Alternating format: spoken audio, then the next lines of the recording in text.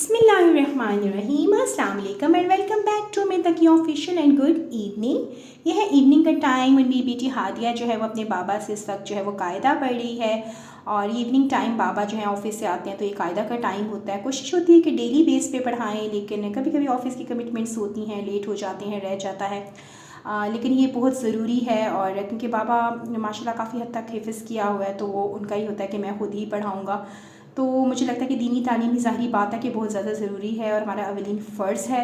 तो यहाँ हादिया पढ़ रही थी और मैं लेके चलती हूँ आपको किचन में। तो यहाँ पे मैं आई, मैंने देखा कि आटा ख़त्म हुआ था तो मैंने सोचा मैं नीडिंग कर लूँ। और मेरी कोशिश होती है कि घर की रोटी ही हम लोग इस्तेमाल करें, क्योंकि बाहर की रोटी कभी कभी खाने में अच्छी लगती है। कोई ऐसे खाने हो जैसे हलीम है, निहारी है, फिर तो अच्छी लगती है। अदरवाइज़ ये है कि वो एक तो मैदे की होती है और सेकेंडली उसमें नमक बहुत ज़्यादा होता है, तो बहुत हेल्थ इश्यूज़ हो जाते हैं, स्टमक प्रॉब्लम हो जाता है। तो मेरी कोशिश यही होती है कि मैं जो हूँ वो ज़्यादा जो है वो घर की रोटी ही बनाऊँ। और हम लोग इस्तेमाल भी होल व्हीट का आटा करते हैं जो कि हेल्थ के लिए बहुत अच्छा है, स्टमक के लिए बहुत अच्छा होता है। फ़ाइन आटा जो है वो खाने में मज़ेदार तो लगता है, लेकिन खैर वही बात है कि हेल्थ के लिए जो चीज़ अच्छी नहीं है तो वो अवॉइड करनी चाहिए। तो यहाँ मैं जब भी आटा गूँथती हूँ तो मुझे अपनी सास की बहुत याद आती है। अल्लाह आंटी को जन्नत मकाम करे, वो बहुत ही नेक और प्यारी खातून थी और उनका आटा गूँथने का एक अलग ही स्टाइल होता था।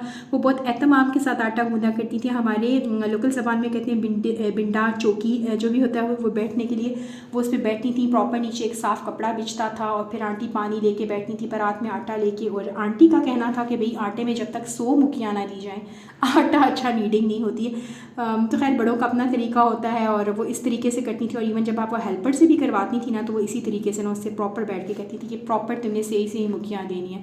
लेकिन खैर मैं तो बहुत सिंपल तरीके से करती हूँ। देखिए मैंने जस्ट इसको बाइंडिंग की है पानी डाल के जिसमें डो बाइंड हो गई है और मैंने अच्छी सी गहरी गहरी मुखियाँ दे के 1-2 पानी के छींटे डाल के ना जी मैंने इसको छोड़ देना है और स्टेज पे इसको मैंने कवर कर देना है। 5 से 10 मिनट का रेस्ट भी बहुत काफ़ी होता है। किसी साफ़ दस्तरखान से मैं कवर कर देती होती हूँ। और इतने में मैंने अपने लिए चाय बना ली थी शाम की, साथ साथ मैं चाय पी रही हूँ। और अब आप देखें ये मेरा सिंपल तरीका आटा गूँथने का ये मेरी अम्मी से सीखा था और मैं हमेशा यही फॉलो करती हूँ। अब देखिए आप देख रहे हैं कि मैंने बस हाथों को गीला किया और सिर्फ मैं 1 से 2 मुखियाँ दूंगी और आपको उसी में ही अंदाज़ा हो जाएगा कि जब आप आटे को रेस्ट देते हैं तो किस कदर मुलायम हो जाएगा और ज़्यादा आपको मेहनत करने की ज़रूरत ही नहीं है। खैर हर एक अपना तरीका होता है। आंटी को अल्लाह ताला जन्नत मकाम करे, उनका अपना तरीका था और बड़ों का तरीका तो जी बेस्ट होता है। तो ये है कि बड़े चले जाते हैं लेकिन उनकी यादें रह जाती हैं, उनकी बातें रह जाती हैं। वो डेली हमारे घरों से तो वो चले जाते हैं, ज़ाहिरी बात है अल्लाह ताला के पास, लेकिन वो उनकी यादें, उनकी कोई ना कोई बात वो रोज़ाना हमें डेली बेस पे याद आ रही होती है। तो मेरे साथ भी कुछ ऐसा ही है क्योंकि मेरी सास का जो आखिरी साल जो था ना वो मेरे साथ ही था। तो खैर वो बेचारी एक तरह से पैरालाइज थी, लेकिन फिर भी ज़िंदगी की मेमोरीज़ तो याद आती ही हैं, साथ चलती हैं आपके। तो यहाँ दही लेके आए हुए थे मेरे हस्बैंड, तो वो मैंने निकाल लिया था। और अब आज मैं आपके साथ शेयर करूँ अपनी जो है वो फेवरेट तरीन डिश बैंगन का भरता। और ये बैंगन को जी मैं स्मोक कर रही हूँ और बताती चलूँ कि मेरे हस्बैंड को बैंगन बिल्कुल पसंद नहीं है। वो कभी कभी ट्राई तक ना करें, उनको बिल्कुल पसंद नहीं है, लेकिन मुझे बड़े पसंद है। तो कभी कभार बैंगन का भरता बनाती हूँ, हादिया को भी पसंद है। तो आज पड़े हुए थे बैंगन तो मैंने कहा मैं बैंगन का भरता बनाती हूँ और आपसे भी शेयर करती हूँ। मैं इसको हमेशा स्मोक करती हूँ, मुझे इस तरीके से पसंद है। और तरीके भी होते होंगे आई गेस, लोग स्टीम कर लेते होंगे, बॉयल करते होंगे, ग्रिल करते होंगे, लेकिन मुझे ये तरीका पसंद है। तो अभी मैं गरम गरम ही इसके ऊपर से स्किन उतार लूँगी। इसकी एक टिप भी है कि अगर आप पानी में डिप कर दें तो बड़ा आसानी से छिलका उतराता है, लेकिन खैर मैं जिस तरीके से करती हूँ मैं वही आपसे शेयर कर रही हूँ। तो यहाँ पे जी मैं उतार लूँगी इसकी यहाँ पे अच्छे तरीके से दोनों बैंगनों की स्किन।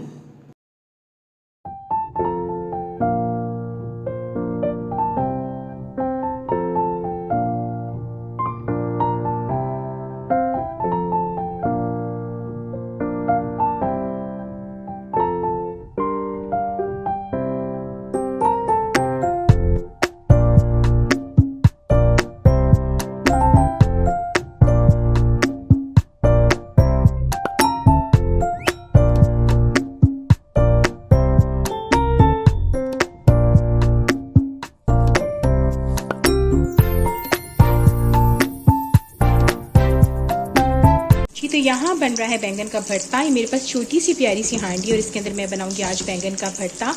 और उसके लिए मैंने जो है वो 2 मीडियम जो है वो प्याज उनको बारीक चॉप करके डाल दिया। और आपको पता है कि हांडी जो है 2 मीडियम प्याज को चॉप करके डाल दिया। और आपको पता है हांडी थोड़ी देर से गर्म होती है तो मैंने चढ़ा दिए थे प्याज और ऑयल रख के और आँच मैंने इसके नीचे ऑन कर दी है। और कुछ चीज़ें जो है ट्रेडिशनल वे से ही बनानी अच्छी लगती हैं, जैसे कि बैंगन का भरता हो गया, जैसे कड़ी होगी, जैसे साग या हांडी में बहुत मज़े का लगता है। तो ये मैंने चढ़ा दिया है। और बाकी आपको अगर मैं दिखाऊं तो ये देखिए भरता है आपके सामने जो मैंने रेडी किया है। अदरक लहसुन का पेस्ट है, टमाटर और मसाले जो मैं आपसे फिर शेयर करती हूँ। इसमें अभी अदरक लहसुन का पेस्ट डाल दिया, हल्का सा ये सॉटे हुआ है, तो साथ में थोड़ा सा ये अब लाइट गोल्डन होगा, अदरक लहसुन भी साथ में और साथ में प्याज भी। तो इसके अंदर फिर मैंने टमाटरों के अंदर देखिए ये मसाले डाले हैं, नमक है, लाल मिर्च है, हल्दी, ज़ीरा और खुश्क धनिया। थोड़ा सा ये गोल्डन हो जाए तो इसके अंदर मैं ऐड करूँगी ये टमाटर और मसाले। जी यहाँ देखिए अब लाइट हल्का हल्का गोल्डन होने पे आ रहा है। थोड़ा सा मज़ीद कलर इसको आ जाए ना तो फिर मैं इसके अंदर ऐड करूँगी ये टमाटर और सारे मसाले। मज़ीद थोड़ा सा गोल्डन हो गया है तो स्टेज पे मैं इसके अंदर ये टमाटर और मसाले ऐड कर दूँगी सारे। तो इसको थोड़ी देर के लिए मैंने भूनना है और फिर मैंने इसको कवर करके इसका मसाला बहुत अच्छा बनाना है, क्योंकि भरता तो तकरीबन जो है वो सारा कुक ही है बिल्कुल, क्योंकि वो गल जाते हैं स्मोक के अंदर ही। लेकिन ये है कि उसको फिर आखिर में थोड़ी सी बुनाई करके और दम लगाना है ना, तो इसलिए पहले इस मसाले को अच्छे से भून लूँगी और फिर मैं भरता इसमें ऐड करके ना उसको भूनूँगी।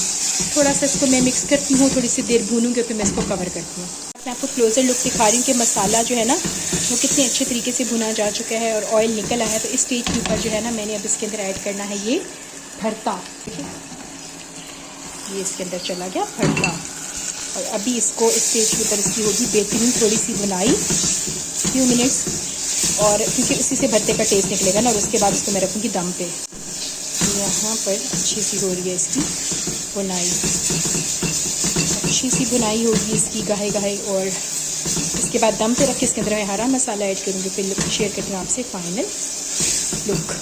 यहाँ पे अब हमने क्या करना है कि इसके अंदर मैंने एक लेमन का जूस डालना है।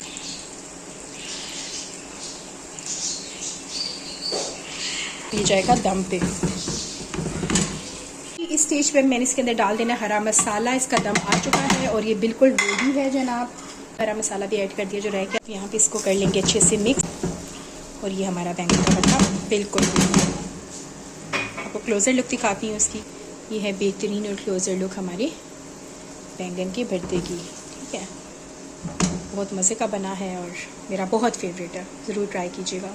तो डिनर हमने कर लिया था और अभी रात में ये मिल्क रखा हो तो मैंने सोचा कि क्यों ना मैं मिल्क शेक बना लूँ, ऐसे नहीं पिया जाएगा। तो यहाँ जी मैंने मैंगोज़ बड़े अच्छे मीठे आ गए तो मैंने मैंगोज़ पील करके डाल दिए और मैं अपने हस्बैंड के लिए बना रही थी। बच्चे भी थोड़ा बहुत ट्राई कर लेंगे, लेकिन क्योंकि उन्होंने खाना खाया तो ज़्यादा उन्होंने नहीं पीना था तो मैं ज़्यादा नहीं बना रही थी। तो यहाँ पर जी चीनी ऐड कर ली है, क्योंकि मिल्क शेक ऐसा है ना कि फिर चीनी प्रॉपर ही उसमें अच्छी लगती है, फीका मज़े का नहीं लगता ना। और ख़ासकर अगर बच्चों ने भी लेना हो तो यहाँ इसको मैं ब्लेंड कर लूँगी और मिल्क शेक बना लूँगी। चिल्ड मिल्क शेक बड़े मज़ेदार लगता है। और ख़ैर मुझे तो स्ट्रॉबेरी का भी बहुत पसंद है, मेरे पास फ्रोज़न स्ट्रॉबेरीज़ भी पड़े हुए, बल्कि मैं सोच रही थी कि उनको मैं अब ख़त्म करूँ बना के। और मिल्क मुझे लगता है वैसे इस तरह से नहीं इतनी खुशी से पिया जाता जितना शेक्स की फॉर्म में जो है वो मज़ेदार लगता है ना। तो यहाँ पे जी मैंने बना लिया था मैंगो शेक और मैं जाके अपने हस्बैंड को दे के आऊँगी और इसके बाद फिर मैं अपने लिए निकाल लूँगी। तो जी यही है कि हाउस वाइफ हो या चाहे कोई वर्किंग लेडी हो, घर के काम तो आपको करने होते हैं और इसी तरीके से किचन समेटते करते छोटे छोटे कामों में आपका वक्त कैसे गुजर जाता है आपको पता ही नहीं चलता। लेकिन यह है कि बिज़ी होना भी एक ब्लेसिंग है और बहुत अच्छी बात है कि इंसान बिज़ी रहे। तो ये थी मेरी आज की वीडियो, पसंद आए तो लाइक कीजिएगा, शेयर कीजिएगा, सब्सक्राइब कीजिएगा। अल्लाह हाफिज़।